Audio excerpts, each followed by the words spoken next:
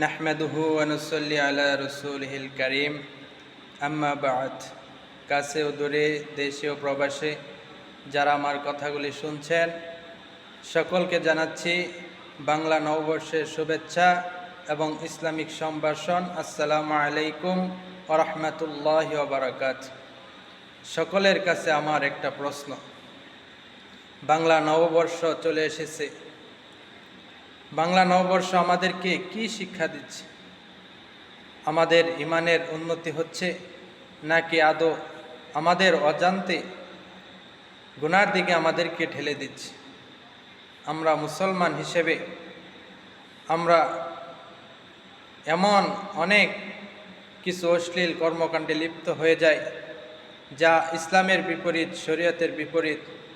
আজকে দেখা যায় অনেক মুসলমান শরীয়তের বিপন্ন অপকর্মে লিপ্ত হয়ে যায়।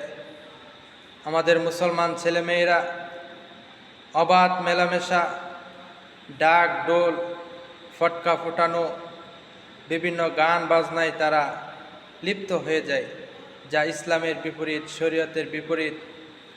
এজন্য আমাদের প্রত্যেকের উচিত বাংলা নববর্ষে আমরা গুনার কাজ থেকে বিরত থাকব। ইসলাম বিরোধী, শরীয়ত বিরোধী কোনো কর্মকাণ্ডে আমরা লিপ্ত হব না। এই জন্য যে বাংলা নববর্ষে আমরা সকল প্রকার অশ্লীল কাজ, গুনার কাজ থেকে আমরা বিরত থাকব। আল্লাহ তাআলা আমাদের সকলকে বিভিন্ন গুনার কাজ থেকে বাংলা নববর্ষে আমাদের প্রত্যেককে গুনাহ থেকে হেফাজত করুন। আমিন।